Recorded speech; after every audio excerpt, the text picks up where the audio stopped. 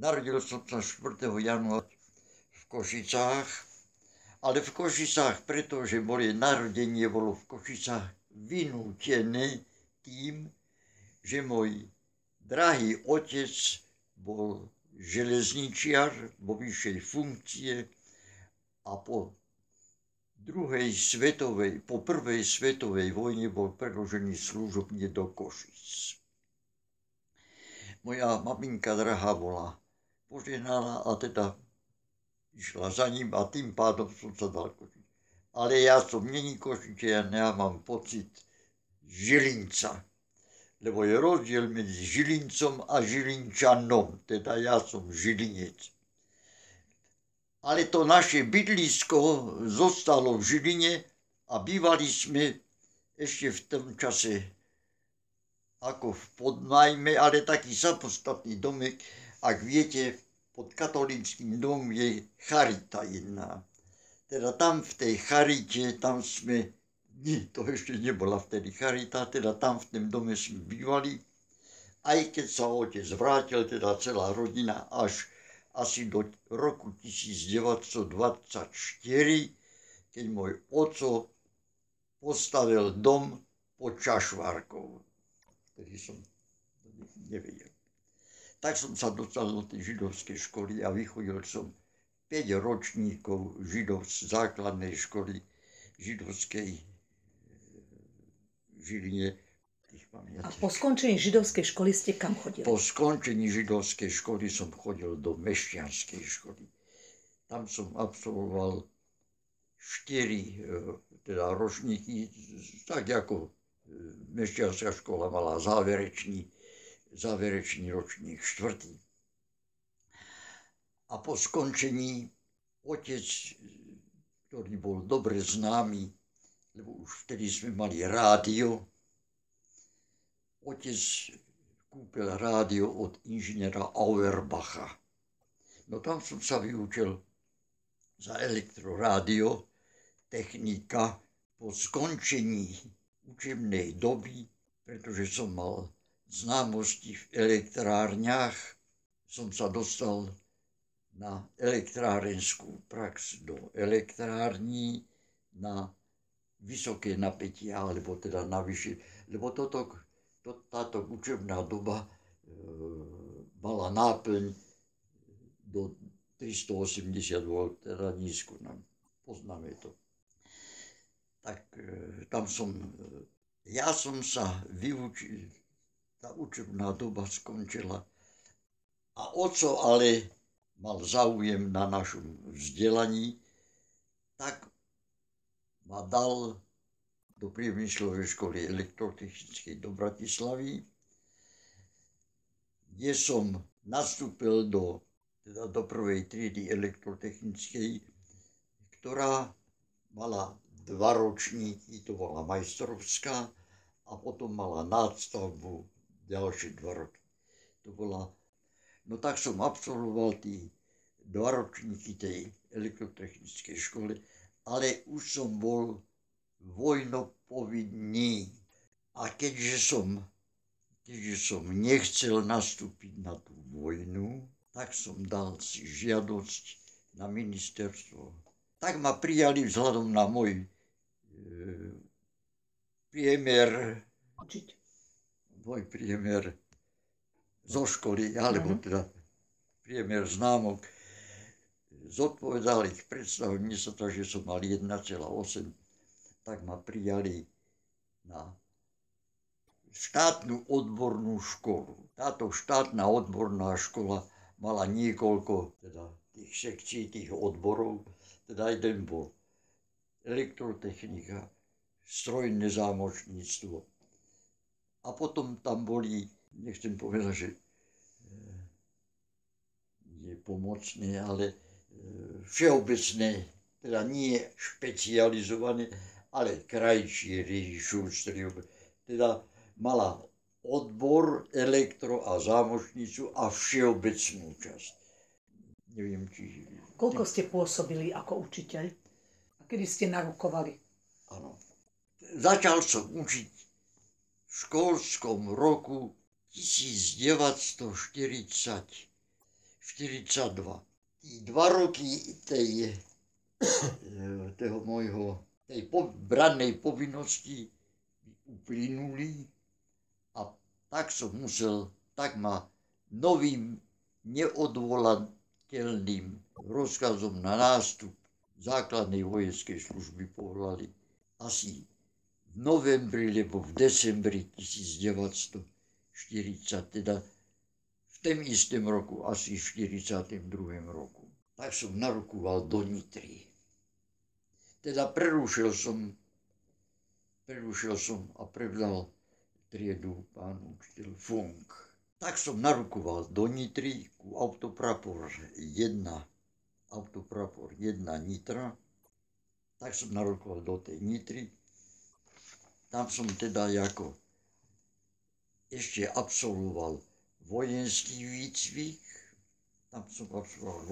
výcvik.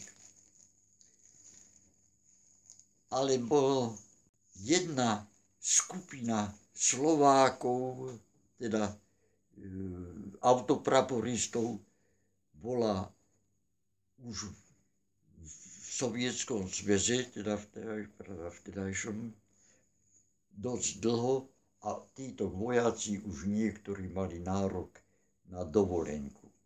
Tak ma preškolili na proviantného účtovníka.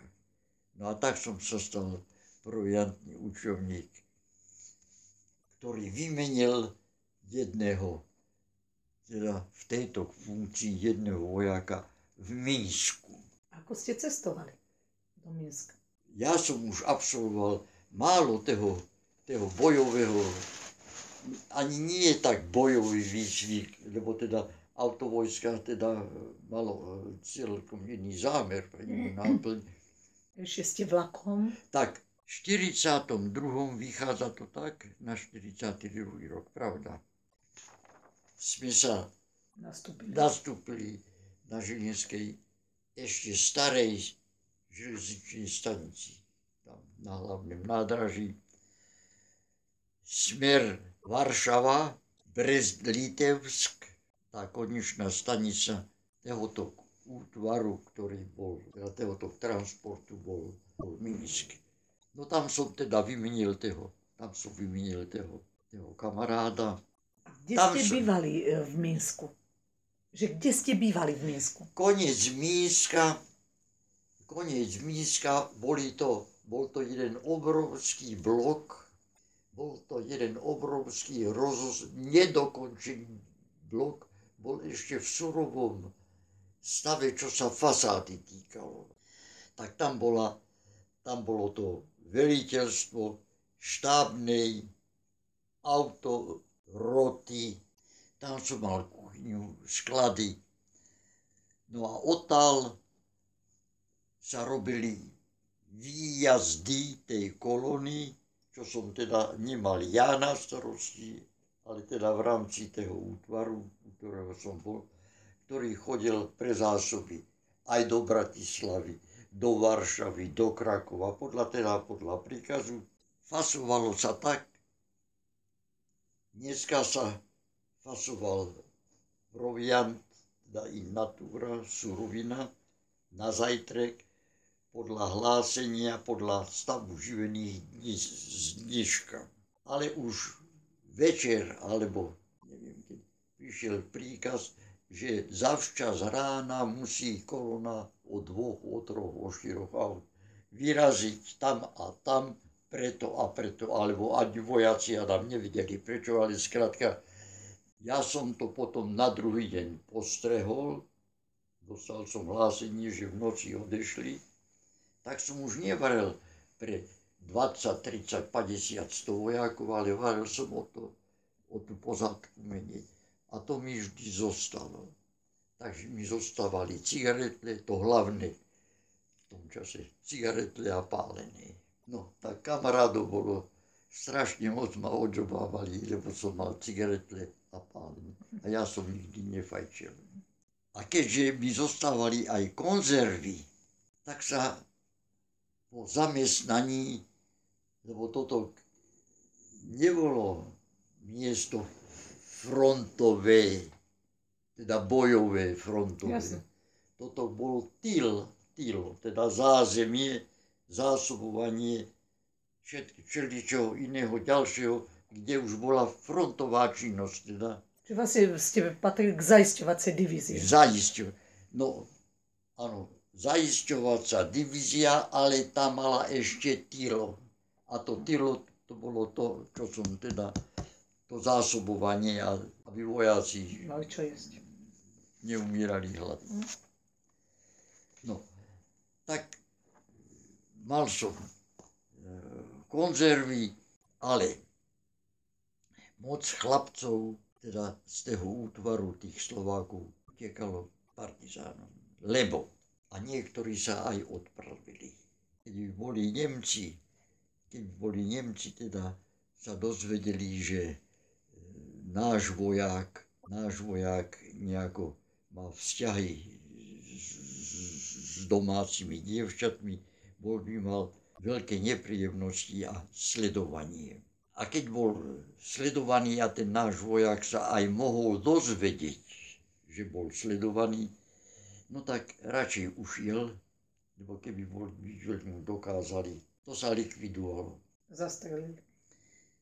Ja, ten dom, kde sme teda boli, kde sme boli usadení. Na chvíľu to zastavím. No, počul som výstrel, vyšiel som na tú chodbu, už zo schodišťa na chodbu a teraz som videl, ako tá chodba mala dvere po ľavej, po pravej strane.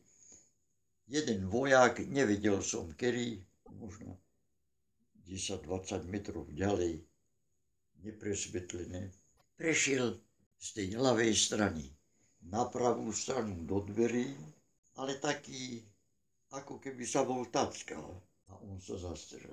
Potom som sa dozvedel, prečo, ako som predtým povedal, mal známosť s nejakou dievčinou, či to bola Ruska alebo Polka, ale nepasovala. Možná bola v pozornosti Nemcov a na to mu prišli a on sa zastrel. A on prišiel do tej izby na pravú stranu, tam si sadol na posteli a tam kvico. Sme videli, ako sa odstrel, vzal si pušku, klasickú, bajonet dal dole, dal špagát na veľký palec a na kohútik a sem si priložil a ruka mu vyletela. Takto to v tom Minsku, no, celému tému útvaru, ktorý bol v Minsku, možná aj širšieho rozsahu, Slovákom velel generál Pilfousek. A to preto, opravím sa, nie preto, za to, že moc vojakov utekalo k partizánom, mnohé útvary v tom širokom zábere nie, že prestávali mať dostatočné stavy vojakov, preto aby vedeli byť účinní, teda pre to nasadenie, tak sa to tak riedilo, že nás vzhľadom na to teda, že chlapci sa chytro adaptovali rečovo, aj mentálne, pravda, už len tá Slovansko. A potom, viete, Nemci si svoj imič pokazili sami. Ich hrubosťou, ich bezohľadnosťou voči miestnemu, že veľký nos bol žiť, vešali, chytali a vešali. A jak dneska pamätám, ak sme prešli už polskú časť od Varšavy, teda ten prechod už potom na Brest-Litevsk, povešaní ľudia po stromoch na stanici, teda hlavne tam, kde bol väčší zhluk ľudí, aby videli, aby odstrašovali. Komisár mal napísané, alebo partizán mal napísané, alebo Júde mal napísané, alebo mal len hviezdu, nemal nič napísať. Teda takto boli povešané desiatky a desiatky. To by hádam ešte, ja nie že omluvám, ale prišli do dejní, zapálili deťurence, mami, nevinných ľudí. Dopad, odplata za to, čo dostali po skončení vojny, není adekvátna tomu. Ale nevracajme sa k tomu, lebo to neporiešime. A čo z Mínska? Kam ste sa dostali ďalej? No, tak potom z Mínska, keď to bolo všetko naládované, ešte cesta do toho Mínska. V ten Brest-Litovsku my sme neišli v dobyčích vagónoch, teda ze Žiliny. V ten Brest-Litovsku nastúpil a z hodou okolností do toho kúpe, ale to neboli také filky, také malé, to boli také staré vagóny, teda taký priestor široký. Nastúpil jeden baťko, domorodec, bratku mal topánky, ale bol s vrecom omotané, lebo však teda už som vlastne koncu zimy, alebo november, december ste, januári ste na... Dosť neskoro. A ten baťko nám vraví, teraz sme sa pustili do reči, možná dostal od niekoho cigaretle, alebo Jakov, alebo niečo z džobmu. Molodci, nebojte sa. Vy dobre v Mínsku, do Mínska dojdete. Prečo? Prečo nám? My sme mali strach, lebo diverzia, teda partizáni, to by ste boli videli na každých niekoľko desiatok, alebo 50, alebo koľko kilometrov. Celé vlaky, celé súpravy boli povyvracané v priekopách, ako teda činnosť partizánska. Aj určitý strach, aj v tej debate potom ten strach, ten baťko vystihol. A nebojte sa, dojdete ešte, aj sme šťastne došli do Mínska. No, tak keď už bolo všetko naladánované, tam teda do Ruska som prišiel začiatkom 42. roku. Kam ste išli, keď ste boli pripravení? Že kam ste išli potom? No už do tej Itálie. A prechádzali sme, jak dneska pamätám, Varšava, Mníchov, Linz, Brenner a konečná stanica bola Imola. V tej Imole pridelili nám také drevené baráky, teda vyprávam za to, kde som ja bol, aby teda bolo jasné. Také drevené baráky, ako sa stavajú také provizoria, keď na stavbách. Ubytovňa, šalanda natretá karbolinom a jedáleň natretá karbolinom. Teda v takých barákoch sme bývali. No tam som mal kuchyňu, kde boli vojaci rozmiestnení, to ja všetko neviem, len teda, alebo sa z časti nosila strava do terénu, ale tam sme už nebojovali, teda tam aj sme boli oficiálne prehlásení za pracovnú brigádu. Čo ste tam robili? Ešte v tej Imole nič. V samotnej Imole ešte fungoval Afrika Korps. Ešte fungovalo všetko v Afrike a dole na južnej. Ešte ani spodnícke vojska neboli v Itálii v tom čase. Bolo ešte ďaleko. Tie boli v lete 40. Áno, pretože to mal veľký časový dokázal oni nastúpiť. Tam sa zhlukovali vojaci, ktorí prišli či už zo Slovenska, alebo z iných oblastí Ruska, alebo z iných oblastí. Teda transporty prišli tam. V tej Imole to bola taká aklimatizácia aj z hľadiska poveternostných podmienok, aj z hľadiska rečového. A tam sa teda nadväzovali všelijaké známosti. Jako celý malo nás byť okolo 7 000. Celá ešte v tom čase sa volala brigáda. A potom to premenovali na pracovnú, na záložnú, všelijaké názvy to malo podľa toho, kto bol veliteľ.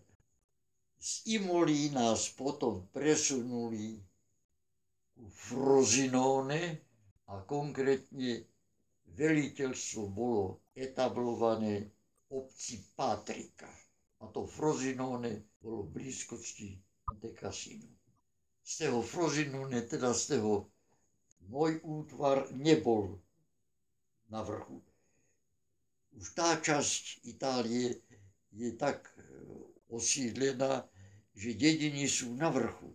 Boli mori kedysi tí staré historické, staré všelijaké choroby, tak sa ľudia sťahovali na vrch.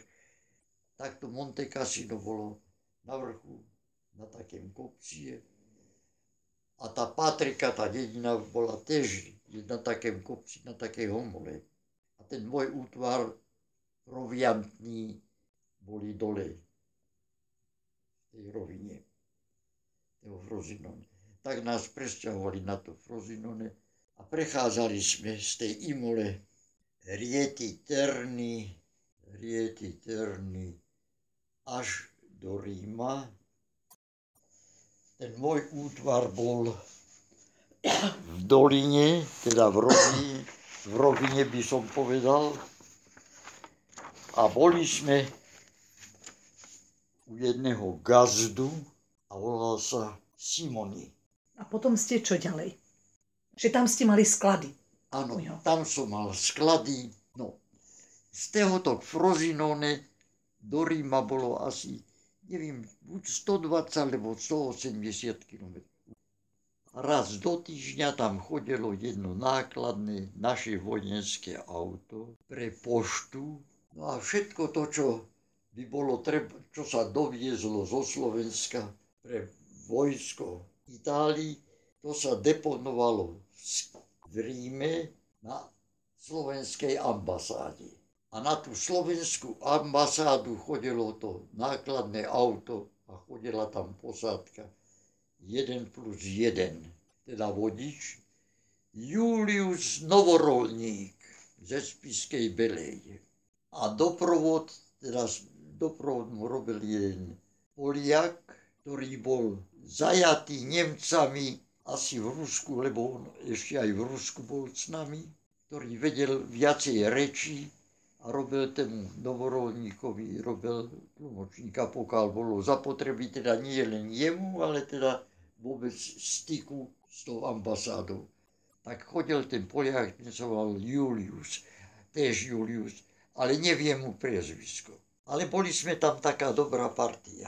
Za tým domom toho pána Simoniho, teda toho majiteľa toho dvora, bol súkromný, teda bol domek, kde mali takú, neviem, či legálnu, alebo nelegálnu vínáreň.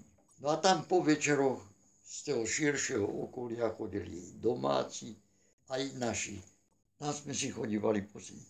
Veliteľstvo autoroty bolo tiež na tej úrovni, teda blízko, možná cez cestu, v samostatnom domku. A veliteľ tej autoroty bol poručík Jozef Bula. No a tak tam z kresla vznikla myšlienka zdrhnúť pri tej vínku. Teraz sme sa dohodli, že ujdeme 6. Nebol stanovený ešte termín. Pretože nemali sme zázemie. Julo Novorolník ako šofér išiel teda v rámci plánu, išiel do toho Ríma s tým Julom Poliakom. Spravili sme si známosť s 2 dámami, ktorí boli pôvodne Rakúšanky, teda to už boli vlastne Tyroly, to už bola tá časť, kde sa vyprávalo nemecky.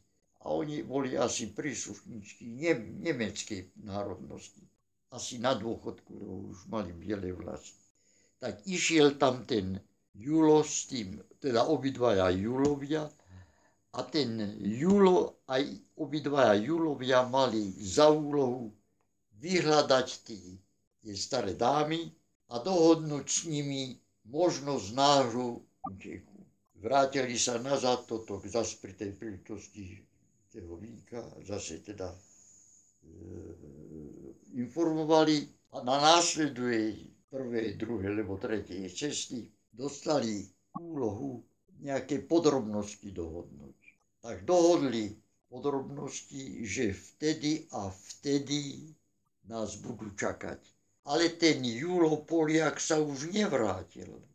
Ten tam zostal údajne pre ďalšiu prípravu nášho úteku. Tak Julo sa už potom nevrátil, ten Poliak. A na dohodnutý deň sme tam mali, alebo lepšie povedané, dohodnutú noc sme tam mali prísť po zamestnaní.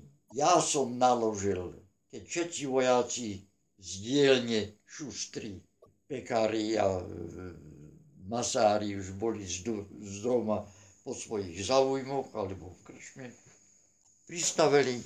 pristavil auto, ja som naložil všetek proviant, čo bol v proviantnom sklade.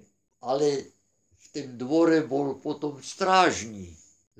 A toho strážneho kamarádi doviedli do tej krčmičky za tú chalupu, kde sme sa stretávali. Tam mu naliali, čo on tušil, víno zadarmo bolo. Za ten čas sa všetko naladovalo a auto sa presunulo. Presunulo sa do autoparku. To nebolo tam. Ja som tam mal len proviant a títo služby do autoparku. Tam bol aj sklad PHM. Jano Blažo, PHM. A Jožo Rozbora bol garážmajster. Jano Blažo ako skladník PHM, ten naložil na to auto, neviem, 1 alebo 2, alebo koľko barel benzínu.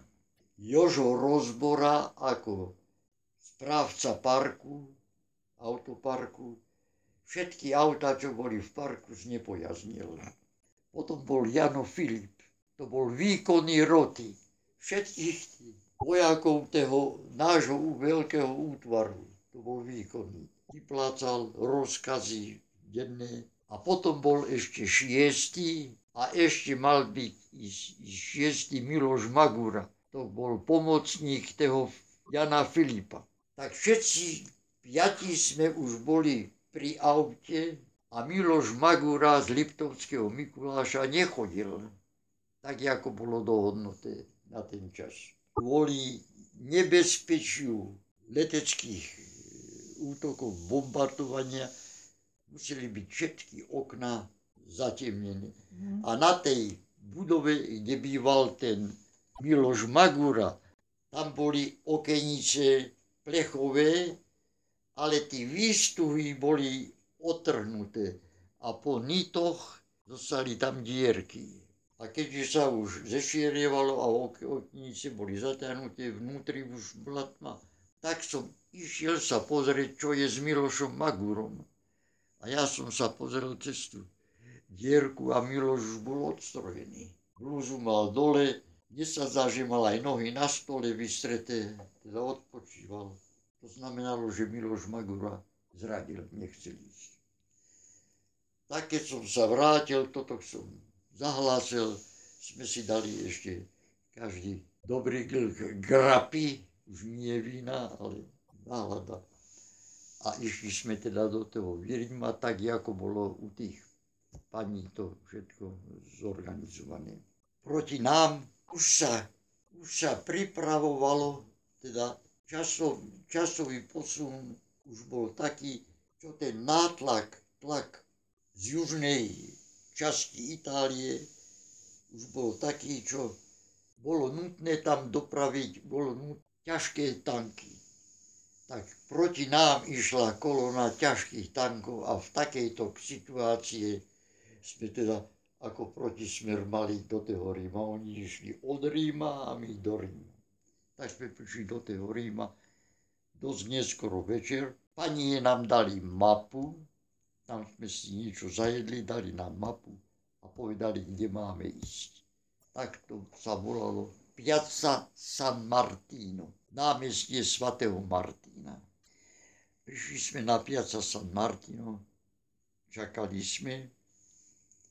Ráno prišli 2 alebo 3 páni, mali nejaké batohy a veľmi blízko sa tam nachádzali katakomby svätej Prištily, kde to oni mali asi dohodnuté, že sa tam prezlečeme z našich kombinéz, teda z nášho zariadenia, z našich uniform do civilu. Aj ten civil doniesli tam. Bola polievka taká žltá a také tenké rezančeky boli v nej. Takto sme si zajedli a čakali sme, neviem, či oni odešli, dokiaľ sme sa... A tí sestry, tí naše úbory, tá sestra tí naše úbory schovala. Prišli potom pre nás a sme sa presťahovali do bytu. Teda jeden sa predstavil ako veliteľ, sa predstavil ako Mário. A zostali odtiaľ, sme prešli tému Máriovi do svojho bytu. To mal jednoizbový byt, teda jednoizbový predsieň, kde bol veľký sekretár, Ratanová výbava. Izba nebola taká široká, tam sú veľmi široké postele, také, tam sa aj 4 zmesia. A jak dneska pamätám, doviedol nás do reštaurácie na tej istej ulici. Určite viem, že sa volala San Angelo, od Andelského hradu. Aj v tejto zóne sme bývali. Zaviedol nás do reštaurácie na tej istej ulici a povedal, na mňa ukázal ten Mário, ten veliteľ, tému hotelier, tému restaurátor, to bol rodinná reštaurácia. Ja budem chodiť pre obedy, teda pre jedlo. Lebo som teda najviac ovládal taliančinu. A ten Mário nám potom ukázal, čo sme boli prekvapení, mal jeden veľký obraz na stene. Teda otvoril a tam bola tajná skriž zbraní. Odtiaľ sme potom robili výpady. Ja som mal za úlohu, to bola diverzia, my sme nestrieľali. Ja som mal za úlohu podľa doporučenia Mária vyhľadať pána X. Ja som pána vyhľadal, mal som preukaz, ktorý ma opravňoval pohybovať sa po Ríme aj po záverečnej hodine. Tak som vyhľadal tú rodinu, on mi dal dáta, ktoré som mal predpísané, čo mi má dať, čo potrebujem. Ja som ho zdal Máriovi a po 3 dňoch som tomu pánovi doniesol preukaz, ktorým sa mohol povedať, to som robil ja. Tak to bola moja, takúto činnosť som mal. Ale tá partia tých 4 ďalších, tí mali iné úlohy. Prišiel transport niekde na stanicu. Tam sa presunuli, ten transport síce mal ochranu, ale možná nie dostatočnú, lebo čo? Grupa partizánov sa do takej sily dala, že tých prekonali a ten celý náklad vzali, ukradli, odviezli a desi presúvali. Teda tá partia mala takú, ja som mal takú humánnejšiu funkciu. No, tak takto sme tam žili a ja som chodieval do tej reštaurácie vždy. Ten Mário ale nebýval s nami v tom byte. Pre naše utajenie alebo ukrytie, alebo teda aby sme nevzbudzovali pozornosť, nás presunuli niekoľko kilometrov odtiaľ za Tevere, teda za rieku, za Tiber, do kostola svätého Kríža, volá Chiesa Santa Croce.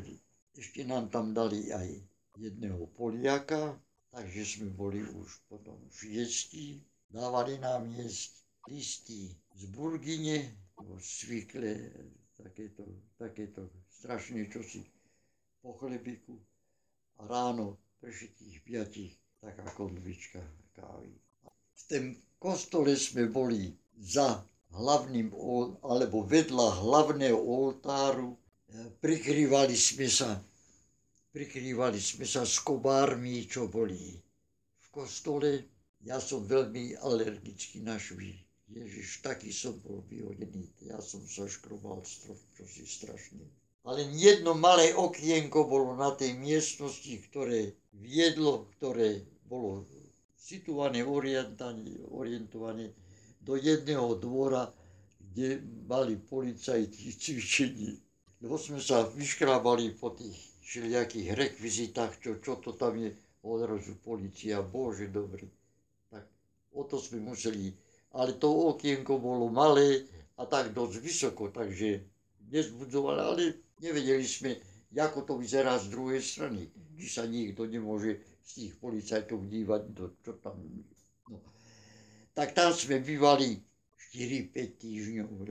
A potom kam ste išli?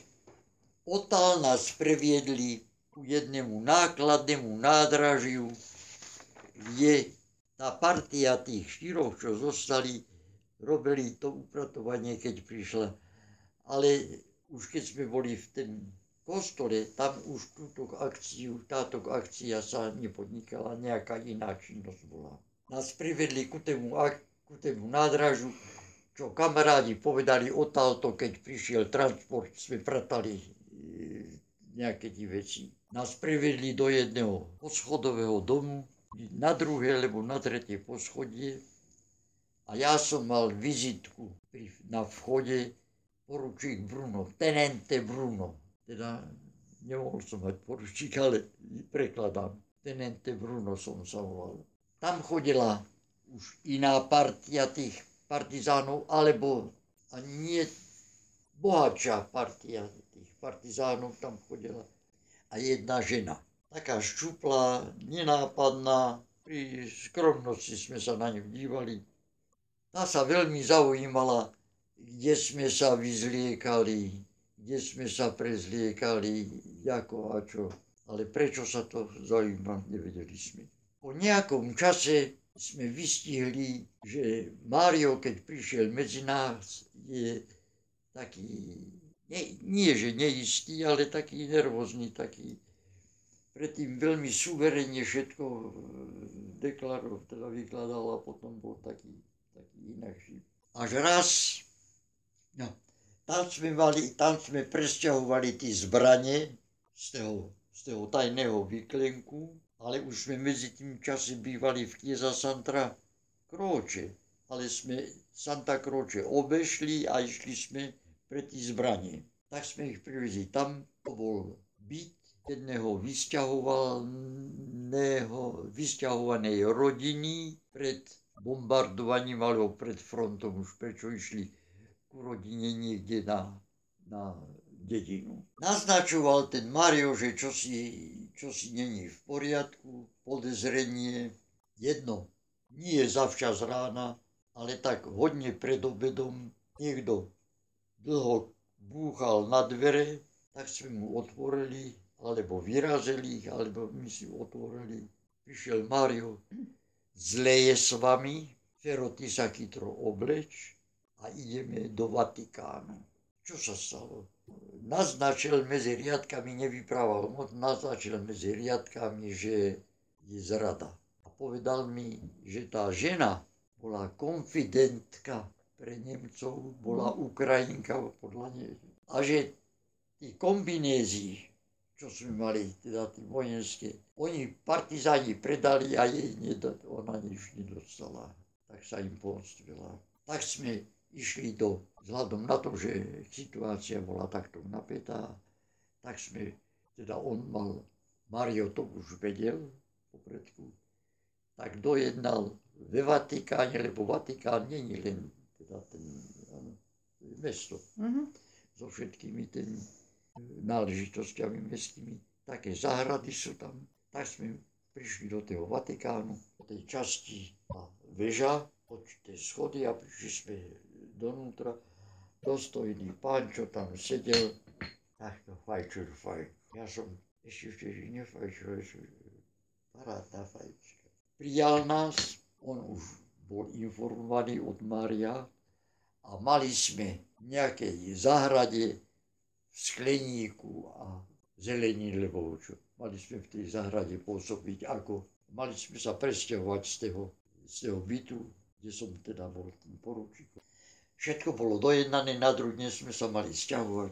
A keď sme prišli ku tému domu, vieme, o čo sa jedná, to už bolo obsadené. bolo obsadené Nemcami. A ešte predtým nejaký deň povedal Mário nám, lebo to bol byt taký, čo z jednej strany sa díval do dvora, teda ku tej nákladnej stanici, a druhý do ulice, kde bol hlavný vchod.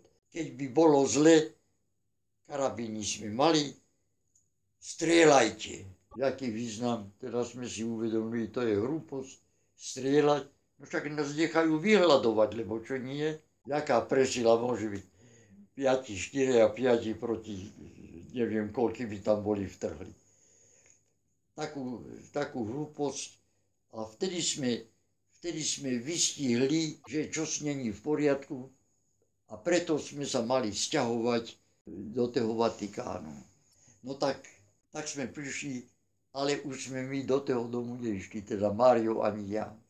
Ale išli sme nazad Máriovi do jeho pôvodného bytu, tam, kde boli tí karabíny. Prišli sme tam. Tam sme boli 4-5 dní, možná týždeň som tam bol. Chodil som zase do tej reštaurácie na stravu. Raz to bolo prízemie a okno do dvora bolo otvorené. Mário bol namydlený, holel sa, pol tváre mal oholenej, pol ešte nie. Kto si zvonil. Išiel sa pozrieť, Mário sa išiel pozrieť, vrátil sa od dverí, nepovedal nič. Upravoval sa ďalej. No a ten zvonec ešte tak ako si viac vynúcoval, aby bolo otvorené. Dlhšie zvonili a on mi vraví: Fero, iď sa pozrieť, kto to je. Pištol, vyskočil z oknom, spol bradý, namydlený, spol oholený. A ja som už bol pri tých dverách, už som sa skôrko díval a tam boli 4 feldžandarmery. Mali také plachty, polný žandár. No, a už som bol. A kam vás zobrali? Čo to bolo, neviem, len to bola pivnica. Do pivnice boli tam nejakí ľudia, ale boli tam kopky v tej pivnici, takže do styku som neprišiel s nikým. Čo sa stalo s tými 4, nemám tušenia, ani do dnešného dňa, hoci možná, že sú všetci na pravde Božej, ani jeden nežije.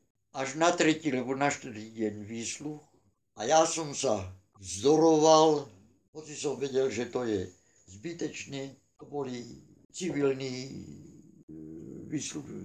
vyšetrovatelia, nemali vojenské ani distinky, ani nič, ale vojaci teda určite. Som sa vzdoroval, jeden sa tak veľmi zaháňal, chcel strach vo mne zbudiť, však som aj strach mal, lebo som nevedel, nie že odkiaľ vietor, to bolo všetko jasné, či niekto za mňou, lebo čo neviem.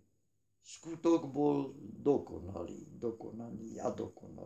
Tak tam som bol necelý týždeň zavretý, arogantné chovanie, ešte šťastie, že som vedel nemecky, vedel som, čo sa oni medzi sebou rozprávali, je pravda. Jeden bol Rakúšan, to sa dá vystihnúť Rakúšana ve svojom dialekte. Jeden bol Rakúšan, ten bol taký neústretovali, stiahnuť, ten sa veľmi ale oni boli veľmi arogantní. Mali tam povešané korbáče, neuplatnili na mňa korbáč, ale sa jeden zaháňal, nedal mi facku. Až raz prišiel jeden, a ja odchádzate. Zaujíma sa o vás doktor Ondrej Marek. To bolo to, čo ma vysľubovalo, čo som tu. Otec mal bratra v Trnave, profesora na gymnáziu, mal 2 synov, jeden bol tiež v tej pedagogickej branži, už skončil, a tento právnik skončil v Paríži a stal sa policajným prokurátorom. Tam mi povedali, že sa u mňa zaujíma doktor Ondrej Marek. No a odviezli ma nazad do Patriky. Tam ma dali na samotku, ale ja som bratranca nevidel, lebo medzi tým časom, čo sme mi ušli a už sme boli preč, bratranec prišiel ze Slovenska transportom. Tam som bol na samotke a tí 4 kamarádi No tež boli v Kereši celé, ale neviem kde. Taká dedinská cela. Ale všimnutý. No, tak tam sme boli, aj tam ma vypočúval bratranec a potom prišiel tam ešte jeden právnik, doktor Fürbeck. Ale už Angloameričania už sa tlačili z Afriky na Sicíliu. Ešte treba povedať, že nás vojenská polícia hľadala a zablúdili. To som sa potom už dozvedel, dodatočne kopcovité. A zablúdili a prišli do sňahu a nemohli sa odtiaľ vyhrabať. Že až si im tam pomohol z tých Seliakov potom, tak sa dostali odtiaľ. To nám dali potom pocítiť, keď nás vyšetrovali, aj vypočúvali. No. Tak v tej Patrike sme ešte nejaký čas zotrvali a keďže už bol tlak spojencov na Itáliu, ale pravda najprv cez Sicíliu, tak začali sme sa sťahovať ku Avezánu a tá dedina sa volala Kapadóčia, tak sa Kapadóčia, to bolo v takých horách nad Avezánom, veľmi vysoko. A väznica, to bol možná aj obecná väznica, mňa dali do samotky, ktorá bola na úrovni tej vstupnej miestnosti. A to bolo tak, tam boli tak domy situované, teda na tej ulici bol vstup v rovine, na úrovni cesty, ale zadek toho domu, tej budovy bol v zraze. To boli všetko tufové objekty. Ja som býval na úrovni strážnice, teda tej vstupnej miestnosti, to bola súčasne strážnica, po pravej strane miestnosť. A ostatní, ale už nie tí moji 4, ale 7.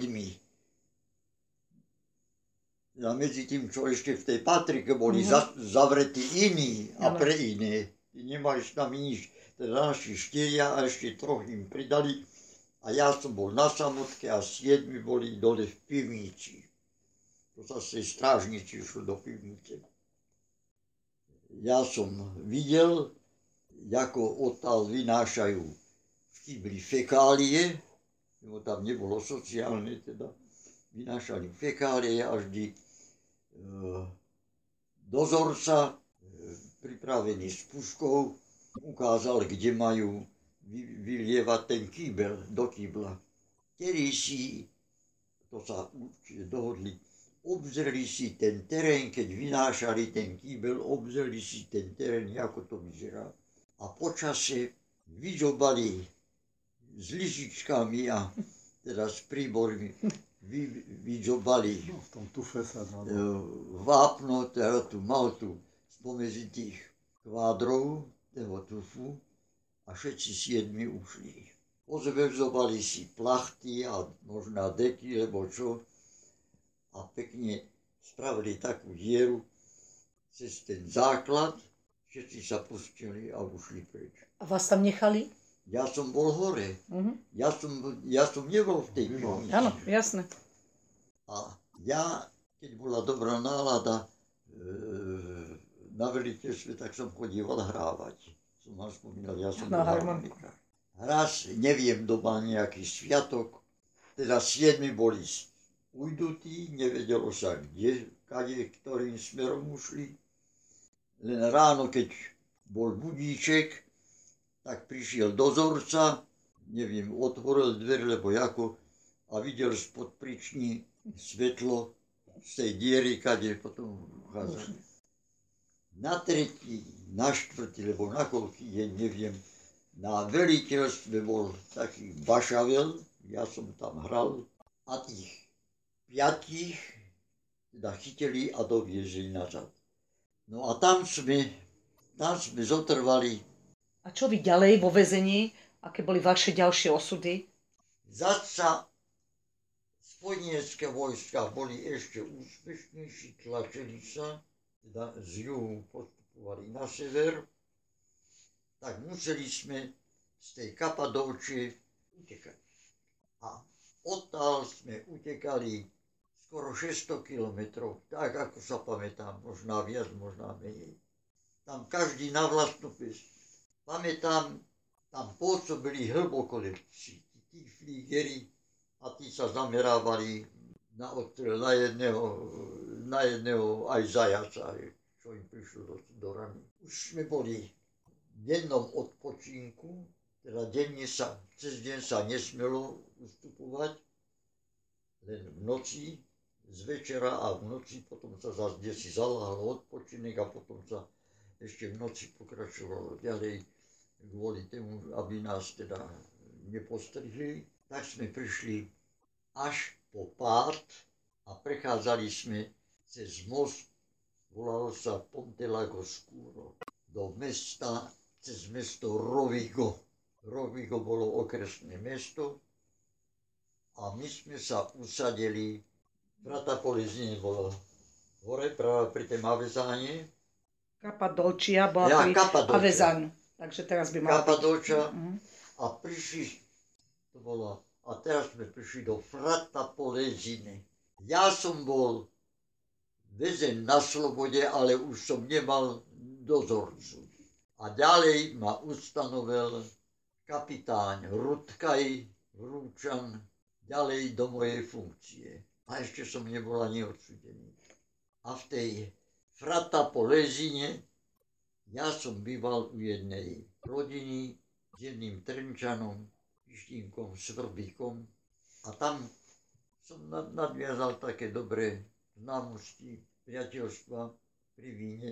A takáto príhoda tam. To bolo okolie presiaté partizánmi a čiernokošiláci. To boli teda Mussolini, fašisti. Toto som počul. Raz ráno išla, aby sme si to predstavili, išla sprava partia partizánov a zľava fašistov. Možná nie v programe mali stretnutie. Tí fašisti, tí partizáni vyzliekli tých fašistov až do gatí, pobrali im uniformy. Tieto uniformy použili tí partizáni na svoje zakamuflovanie. Neviem po koľkých dňoch po tomto incidente, po tejto príhode, to bola taká dedina, za určitou štvrťou sa dala takto aj obísť.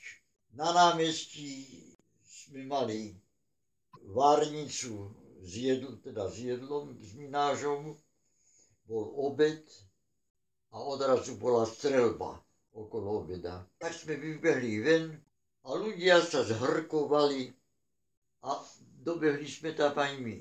Teraz sme videli jedného fašistu, ležal na zemi a už tí partizáni vedeli, kedy tí fašisti pôjdu ventade poza tú dedinu, tak ako som naznačil takým oblúkom poza záhrady, lebo ako, a tam ho zastrelili. A na ceste ten fašista ležal. No, udalosť v dedine, viacej vojakov, Nemcov sa tam usadilo a zajali tam 45 rukojemníkov. A to boli dedinčania, títo rukojemníci z dediny? Z dediny tam. Možná, že aj ze širšieho okolia. Kto im bol podozrivý, tú selekciu, teda ten výber, ako robili, to není mi známe. Len ich bolo 45. Kde boli nejaký čas uschovaní alebo ubytovaní, to neviem, tí rukojemníci. Len som sa dozvedel, že v následujúcej dedine ich budú strieľať. Ja som mal fotoaparát a ja som sa tam aj s kamarátmi vybral. Bol som ze strany parku, teda za plotom, a na druhej strane bola tá dedina. To bol jeden prízemný domek, a tam bolo napísané Primo Esempio, prvý príklad. Tam všetkých, asi mi bateria už, tam všetkých 45 postredali. Jeden dostal nesmrteľný zásah, toho odviezli v noci partizáni do toho Roviga, do domu smutku a do rána ho odtal potom. Oni ich všetkých odviezli do toho Roviga, do toho domu smutku za účelom pohrebných obradov a on žil. Tam som si nadviazal známosť a tam som veleniu tých partizánov dal zbranie. Z Fraty po Lezine sme sa presťahovali do Rivalti sul Mincio. Tam som býval s tým Pištíkom Svrbíkom, s tým Nebočom, mám to parte, u jednej domorodej, ktorej manžel bol na nútených robotách v Nemecku. Oproti v tej uličke mali Nemci vysielačku. Slovo na slovo, ja som nemecky ovládal, cigaretle som mal, som sa s nimi neznamel a mi povedali pri víne, že ako stojí fronta, ako sa darí spojencom. Prišiel transport ze Slovenska a prišiel medzi nimi, keď som ich bral do stavu živených, volal sa Julius Ficko. Vedel tam aj 3-4 reči, vedel juhoslovanský, vedel anglický, nemecký. Som ho vzal do stavu živených a ja som spal u tej panieji s tým Pištínkom Svrbíkom v takej posteli. Talianské postele sú také strašne široké, mocazné, samé čačky, také škýlové. A ten Ficko, ja som si tak, no ty vieš toľko rečí, ty si vzdelaný človek, aj tak sa prejavil, budeš spať u mňa.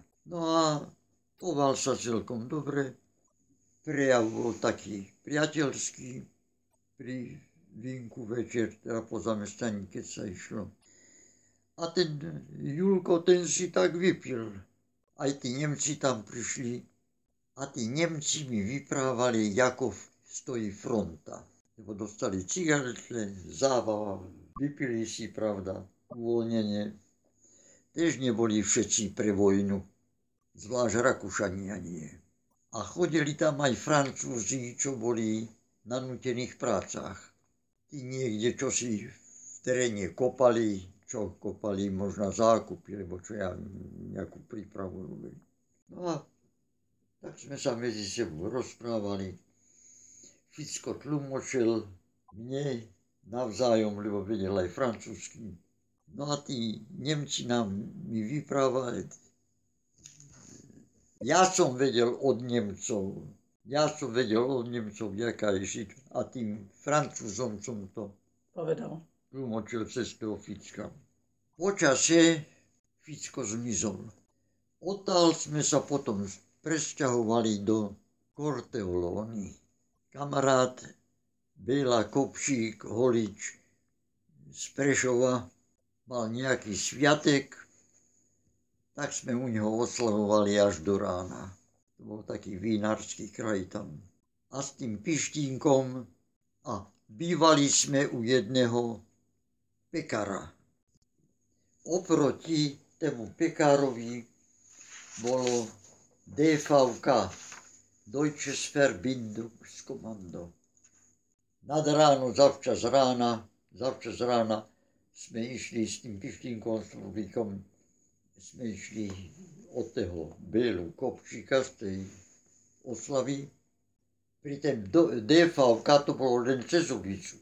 Pri tém DVK bolo jedno auto nemecké, osobné, čierne, dvaja alebo traja páni sa šmochtali okolo tej budovy.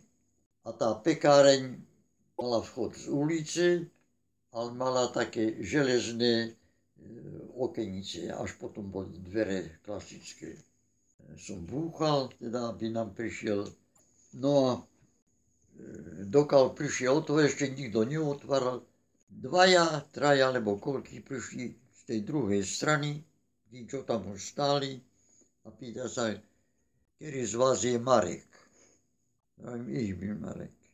Som mal harmoniku na pleci, harmoniku zvesel, dal ho Pištinkovi a vravím, komezi mi dons. A ja som myslel, že ma vedel tam na to DVK tlmočiť niečo, lebo čo ja viem, ani tučenia som nemal. No a tam šofér už mal pripravené otvorené dvere, jak sme prišli ku autu, čuchli ma donútra, buchli a už sme išli do Milána. Carcere San Vittore, teda väznica svätého Viktora, to je taká, v strede mala väžu a 5 cipov, ako sing, 5 cipov, no tak tam do Zugang teda cela prichodiacich, protokol, kartotéka sa spísala, zatiaľ veľmi korektne, až po dlhém čase som sa dozvedel, že prečo. Tento Ficko, keď ušiel, vlastne to nebol Slovák, ten Ficko bol Jugoslovan. A ten Ficko slúžil predtým, ako sa dostal na Slovensko, v Ljubljane. Partizáni Sicherheitsdienst, teda tú bezpečnostnú službu, ktorá bola v tej Ljubljane, zlikvidovali. Ficka nie, Ficko sa dostal na Slovensko a pôsobil potom v Slovenskom národnom povstaní, lebo ako. No a keď Slovenské národné povstanie skončilo, tak prišiel tam a on robil konfidenta. A keďže Ficko vedel, že ja som správy dostával od Nemcov a dával Francúzom, tak ma udal ako, že som robil špionáž. Aj tak som bol ako špion usvedčený a zavretý. A zavretý som bol od 1. alebo 4. januára 1944 do 10. apríla toho istého roku. No a tam ze začiatku ten príbeh toho väzenia bol normálny, lebo tam bola rakúska posádka. Ale potom tam prišli Nemci a to bol už krik. Schnell, ten typický nemecký pohyb. Keď bol nástup na prechádzku, džugali do rebra, naháňali. Tak ako to Nemci, ako to vydávame aj ve filme, tak to robili. Ja som sa potom dostal do jednej cely, kde bol zavretý. Okno z tej cely, keď som bol s ním, bolo do ulice a oproti druhej strane, teda zrkadle obraz toho bloku, toho okna, bol ten štížak a tam každý deň o určitom čase niekto spieval. A tento vedel, čo spieva, ten spieval tak, aby ho rozumeli aj iní, aj ostatní, ktorí vedeli, čo spieva. A on vyspevoval, ako stojí fronta. Teda jeden ohromne premyslený spôsob. A 8. apríla 1944 mal som veľkú výhodu. V Budapešti bolo nejaké povstanie v 44. roku. Ale to bolo v Pešti. A moc Maďarov Nemci v ten Pešti chytili a dopratali ich do toho Carcere San Vittore, do toho Milána, ale tam nikto nevedel maďarsky. Tak ma použili, lebo keď som prišiel na tú kanceláriu príchodzeho, na tú Zugang celé, tak sa ma pýtali, aké reči ovládam, nejaké školy, odkiaľ som a všetko. som vedel maďarsky a ja som robil tlmočníka pri ich vyšetrovaní. A za to som mohol roznášať obed. Teda dvaja. Varná kondva 25 litrová, jeden jedno ucho, druhý druhé ucho a dozorca, čo chodil s nami, ten mal žufaňu a fuk. Väzeň podal Ešus a do toho dostal. Áno, tak takú výhodu som mal za to, že som raz prišli pre mňa 8. apríla 1944 prišli pre mňa dozorcovia, jeden nebo dvaja, alebo koľko, už nepamätám. Išli sme do súterénu, dali mi, obliekol som sa do mojej uniformy a odviedli ma do takej štvrti v Miláne, do takej štvrti, takých rodinných domkov. A teda vešli sme do toho domku, do kancelárie a tam bol jeden taký vysoký pán, taká vaša výška a pýta sa ma, teda nacionále, prezentácia, pýta sa ma, či idem tak nemecky, čo môžem do zápisnice vypovedať. Áno. Tak tí, čo ma doviedli, môžete ísť. Posadil ma a vraví mi toto. Ja jsem Hrabětun, bývalý Čechoslovák. Povedzte mi pravdu, teda pri výsluchu, povedzte mi pravdu, pretože príde po obede jeho kolega, teda druhý vyšetrovateľ, a bude ma zase vyšetrovať, možno nasadí inú tému alebo inú formu, ale aby sa to zhodovalo, čo som povedal jemu. Vytáhol fiók, ponúkol ma cigaretu, ja som nefajčil, ďakujem, nefajčím. Potom vytáhol jednu obálku, otvoril tú obálku a na tej obálke sme boli traja. Pištinko Svrbík, ja a Julius Ficko. A on sa ma pýta, na Ficka, poznáte toho vojáka? Áno, to je Julius Ficko. On hovorí, to není Julius Ficko, to je Johan Toselli. A on mi potom povedal ten prípad, ako bola tá Sicherheitsdienst v tej Ljubljani rozbitá, ako sa on dostal. Od neho som potom vedel. A potom mi povedal, zaujíma sa o vás doktor Ondrej Marek. No už som vedel. To bolo 8. apríla 1944 a 10. apríla prišlo od nás slovenské auto a ma odviezlo domov. Odviezli vás na Slovensko, áno? Nie, no k útvaru nazad. K útvaru. Teda ďalej do Kortelóny, odkiaľ ma pôvodne vzali. No a v tej Kortelóne bol ďalej kapitáň Rutkají, jeden Vrutočan, ktorému som veľmi sadnul, kde mi dal veliteľ tej našej armády odklad trestu. No a potom som mal ešte predtým som mal pojednávanie, bol tam už ďalší prokurátor, doktor Fürbeck, ten prišiel už dávnejšie predtým. Bratranec, teda doktor Marek, mal vychádzal veľmi dobre ze sudcom. Ale práve to sú dve oddelenie činnosti. To bol doktor Karol Glázner, ktorý mal aj nemecký vojenský kríž. A on ma nedal zlikvidovať. Teda bratranec, on, kamarádi, takto mi zachránili život.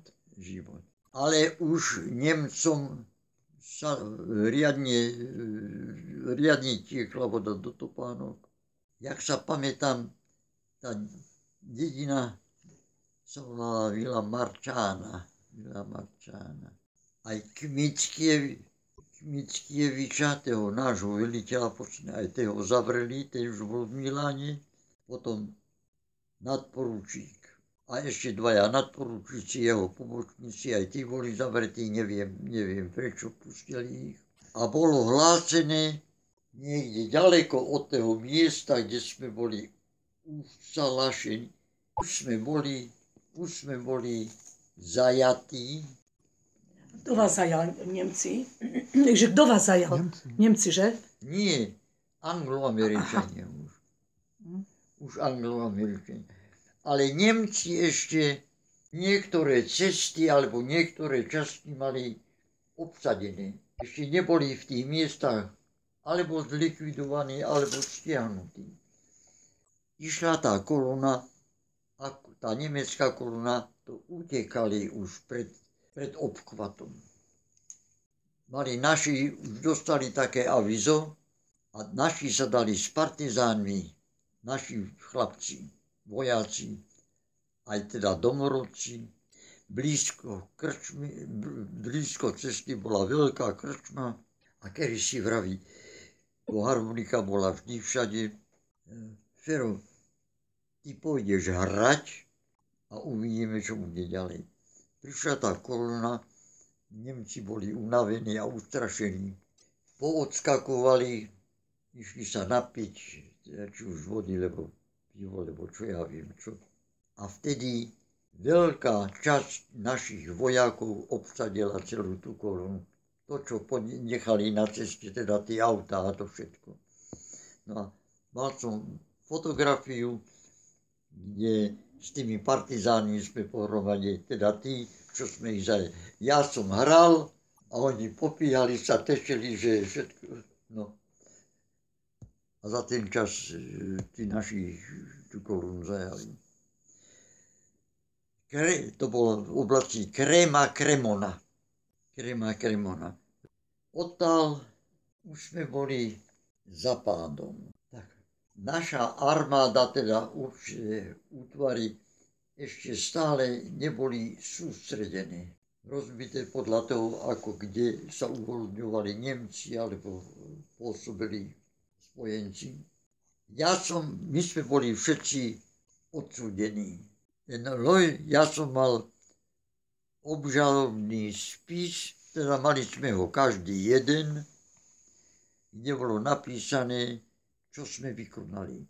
Nemali sme napísané dezercia, ale mali sme napísané opustenie. A to je rozdiel. Preto to aj tak dobre dopadlo s nami. A toto bolo dielo bratrancové, lebo ten robil žalobu na nás. Tak sme prišli do tej Pádovy, do Pádovy. A usadili sme sa v škole a na to tam prišiel transport Slovákov ze Slovenska. A medzi nimi teda boli aj títo dvaja priatelia.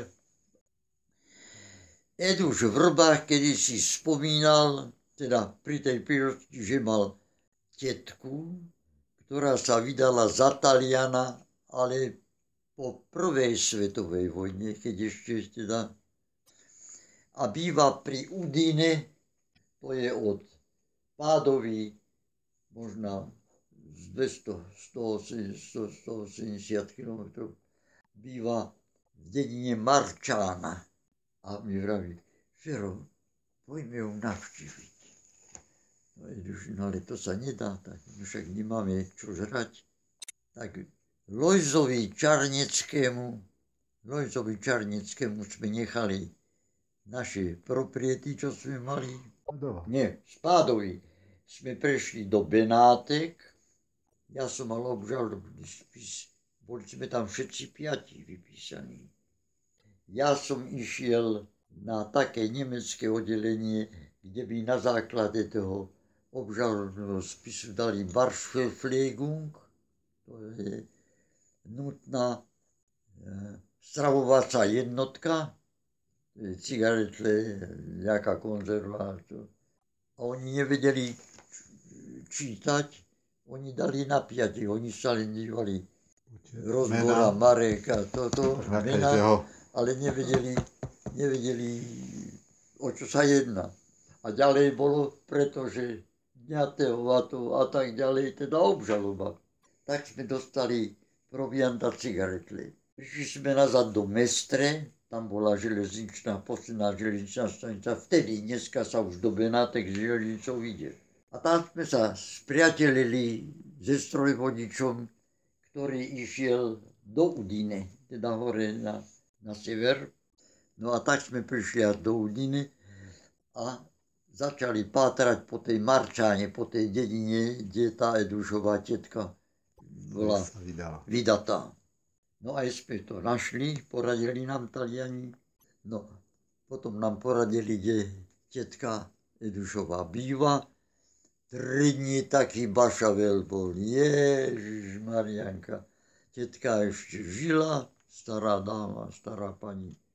Zehnala sa harmonika, vína bolo, kúpať sme sa mohli. Tam sme boli ze 3 dní. A odtiaľ sme sa zase dostali do Udine, ale sme nasadli na vlak, reku, už nech sa deje, čo chce, ale sme nevedeli, že kde ideme. A mali ste peniaze, kúpili ste si lístky? Nie. Len tak ste si sadli? Vojaci, zadarmo, no tak bola anarchia za vojny. Prišli sme do Vicenzi. To je historické mesto, malo aj univerzitu kedysi. Lenže keď sme my tí 3 dní mulatovali u tetky, tak sme boli otrtulení ešte aj na 5. 6. deň. Tak sme zaspali. A to bola konečná stanica toho vlaku, v tej Vicenzi. Ani sme tušenie nemali, že on stojí.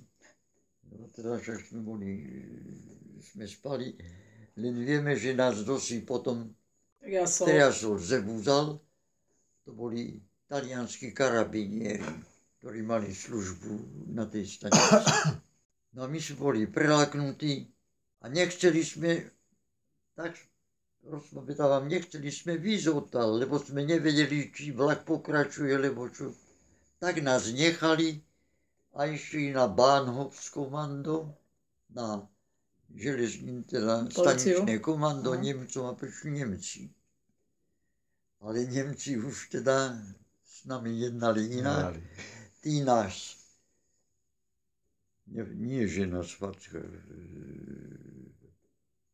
príkazom sme museli ich nasledovať. A dopratali nás do jedných bývalých kasární, večer v noci. Dali nám niečo zjesť. No a ráno potom bol výsluch, prečo, kde si a ako. Sme nevedeli sa orientovať, kde sú naši, však to boli celkom excentricky postavenie týchto miesta, toho nášho pobytu. Kedysi sme počuli, že mal sa to sústrediť pri jednom meste, pri Imole, Forli sa volá. Ale to sme len tak, to nebolo nič záväzného, to bola len taká informácia. Tak, tam sme boli možná týždeň, lebo teda nemám tušenie. Naša úloha bola prášiť kobáre, prášiť deky. A zistili sme, lebo to sme museli prísť až na prízemí, u veľkej bráne, ale nevísť do ulice, ale do toho átria, do toho dvora. Vojak strážny obchádzal okolo tej budovy, to bola rohová budova. Ulica, roh, ulica. A pri tom hlavnom vstupe boli 2 také tie typické strážne budky, drevené, lebo jaké. A jedno to krídlo tej budovy bolo kratšie od brány a druhé krídlo bolo dlhšie. On musel teda spoza rohu išiel okolo dlhého krídla, musel obísť tú budku, potom prešiel okolo brány, musel obísť druhú budku a potom išiel na to krátke. Keď on išiel hore, tak my sme s dekami prišli. Naše veci sme si vzali, chlebník a títo naše veci, to sme strčali medzi tí deky. Uložili sme na taký stol v tej chodbe, čo išlo do toho átria. A sme vystihli, keď on vešiel keď on vyšiel na toto krídlo. Vtedy sme my ušli, lebo dokiaľ sa on vrátil, my sme už boli za rohom. Pomaly sa brieždilo, vyšlo slniečko, ale sme dlho utekali, teda dobrým krokom sme išli. Dokiaľ by boli zbadali, že nás tam není, tak už, no. Prišli sme na hlavnú cestu a teraz išlo jedno nákladné auto a malo značku FO, čiže Forli. Spomínal som predtým Forli. Lebo sme taký šum dostali, že pri Forli bude sústredenie všetkého, čo je ve Verone, či v Pádove, čo je. Všetky složky sa tam mali kde si sústrediť. To bolo len echo, to nebolo nič záväzné. Tak sme ho zastavili, videl uniformy, rešpektoval šofér, len kabína bola obsadená, traja boli v tej kabíne. Nemôžem mať. No ale my sme museli odtiaľ zmiznúť z tej dediny, z toho mesta. Tak, jak chcete hore, tak tam sme sa teda usadili a prišli sme až do tej garbiarne, ale bola sobota. My sme pochodili po tom areále hladní, lebo raňajky sme tam nejedli. Čo teraz? No tak sme pochodili aj po tej výrobne. Aj do sušiarne sme išli. Toto je. Mal som takú rybku. Také rybky boli. Nožiky. Nožík. Mali ste aj tú rybku. Takú rybku na takém priežku, kde si sme nabrúsili. A z tých kruponov ešte boli mäkké, lebo to bola sušiareň. Nakrájali. Reku, kde si sa predá. No tak, tam sme boli až do, neviem, bolo ešte do 2, do 3. Prišli robotníci, auto sa postavilo do takého vchodu, čo bolo pod tou sušiarňou, otvorili sa také vratá a hádzali už suché krupony, hádzali do toho auta, druhí ukladali. A ja som bol vyšťavený z tých všetkých tortúr, aj myšlienkové, aj psychické. Jasno. Ja som si to nastrkal, tie krupony, také dlhé, pod blúzu, s remeňom som sa stiahol, teda mojim vojenským, len som nemohol pred odchodom, zase nevzali nás do kabíny, zase len hore, do toho Forli, že pôjdeme, tak ma jeden ten robotník mi pomáhal na stúpačku dať nohu a tak sa dostať na korbu. A ako som tú nohu zdvihol, tak tí krupony tuto sa tlačali, tuto vychádzali. Ja som bol taký červený, jak toto, určite som, keby bol na to prišli, no tak nezbadal, že mi tí krupony, tuto som ich vytlačil a tu mi vyšli ven. Tak sme sa dostali do toho Forli. No a tam potom skončil, tam sme sa dali dohromady. A odtiaľ nás. A nazad sme išli na Plzeň. Lebo ešte v Plzni boli ešte americkí vojaci. Tam sme prišli, teda doviezli sme sa do Malaciek, tam bola karanténa. Tam bolo očivovanie, teda taká regenerácia, no ale už bolo Československo. Skončila sa vojna, to už bolo po vojne, že? Po skončení vojny už. Po skončení vojny. A koľko ste boli v tých Malackách asi? No tak určite 3-4 týždne. Ešte sa spýtam. Vy ste spomínali, aj sme tam videli fotografiu, obesený Mussolini. Áno. A to bolo, keď ste boli počas ešte v Miláne. Takto. Zlikvidovala sa tá skupina tých Nemcov. Nákladné auto išlo pre proviant do Milána.